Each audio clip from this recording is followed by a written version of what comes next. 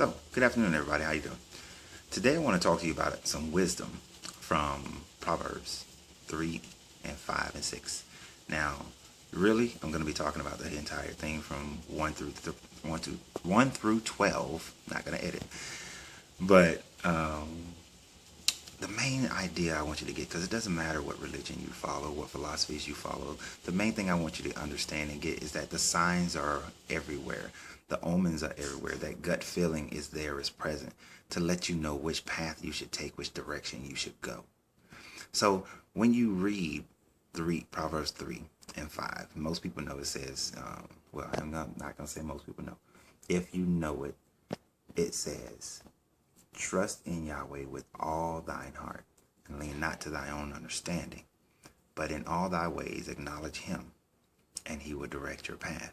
Now, most people just take this as something to say, just give gratitude in everything that you do, and he will direct your path. And you don't have to, some people don't believe in planning based on this, or some people believe that you plan, and then but he'll direct your path and change those plans if necessary, which there are scripture and wisdom that you can base that on. But looking at this one of the first things that I noticed is that in the first verse, it says that for you to keep his law, to remember his law, and to write it on your heart. And so then it says, trust him with all your heart. Well, if trusting him with all your heart and you're supposed to write his commandments upon your heart, then ipso facto, his commandments is how you're supposed to live your life.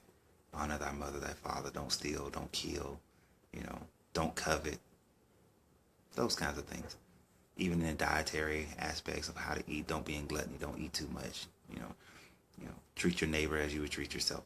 All these things that we're supposed to know, that's supposed to be written upon our hearts. And this is wisdom that's not only just germane to the Bible, but you can find these, the Christian Bible, but you can find this wisdom in the Buddhism and in the Tao. You can find it everywhere else in society.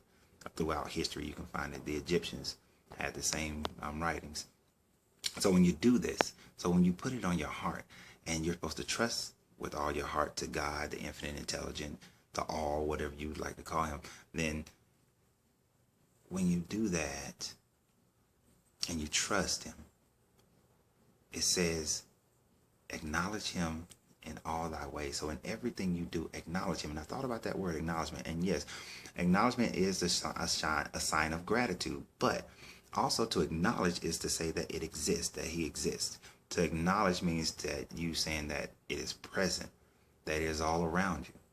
So by acknowledging in all your ways, so in everything you do, acknowledge that he exists and that his commandments are written on your heart and he will direct your path.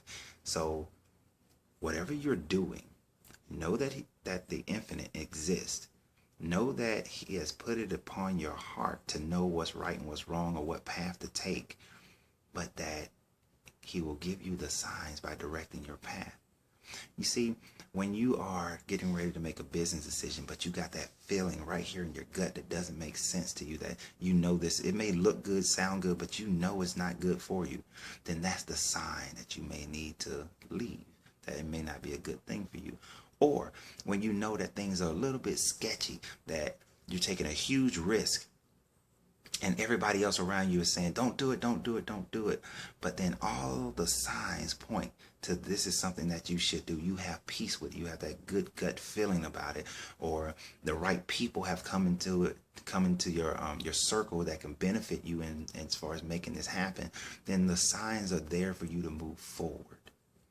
You meet that person, that girl, that guy, and y'all just click right off the bat. Everything's just going right. I mean, they love what you love. They love doing what you like doing. They have their future is compatible with your future. You have like interests. All these things are there. All these signs are showing themselves. And then you start spending time with them. And after a long period of time, you realize that those things weren't just words, but this is truly who that person is. Then all the signs are there that this is a person that you can be great with. Now, converse to that, you have a person that they outwardly show you that they're not someone you should be with. They have to make too great an effort just to make you decently happy. They have to change who they are at their core to be compatible with you. You have to change who you are at your core to be compatible with them. You have to work feverishly in order to make sure that they're happy. Now, I'm not saying that people should not have to work in order to make each other happy, but it should not be hard work. One of the things I want to dispense with, and we're going to talk about this even more in greater detail later, is that relationships should be work. Relationships are work, but they should not be hard work. Hard work, grinding it out.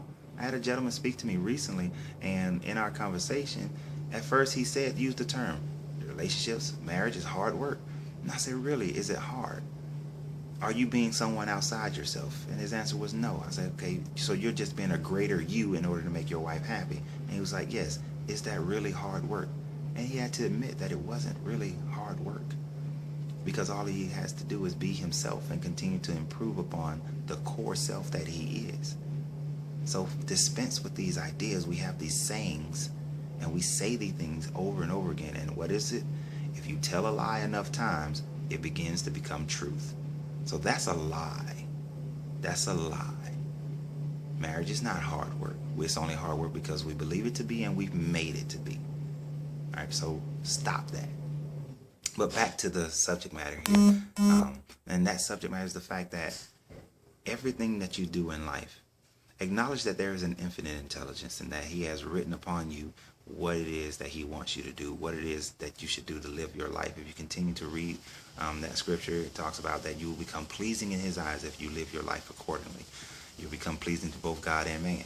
So understand that it is written on you, is written in your heart, and that you should keep it and understand it and gain knowledge and wisdom concerning it. And as you do it, he will outwardly show you the signs. If you read the book The Alchemist, it says that whatever you have great desire or will for, take away desire, whatever you have great will for, that the universe will conspire to make it happen for you. The problem is that in today's world, we miss the signs and omens that let us know which path we're supposed to take, which direction to take, which decision will be the best decision. Remember, the wise men, they found Yeshua in Bethlehem because they read the signs of the sky. The Egyptians built the pyramids based on the signs in the sky. And the Sphinx was facing towards the constellation of Leo for a purpose because of the signs in the sky. They've also, many cultures have been able to watch the signs of weather and watch the signs of plants and animals to be able to know when there's going to be water and when there's not going to be water. You know, if you want to find life in the desert, then allow life and watch life, and life will show you where it exists. All right. Now, for you, if you haven't read The Alchemist, you may not get that one, but I, suggest that you read it. So you guys have a great day, and remember, what's on your heart and what you have a will for, God, the universe, the infinite intelligence, will start making a pathway for you. Oftentimes we miss it because we're not paying attention to the signs.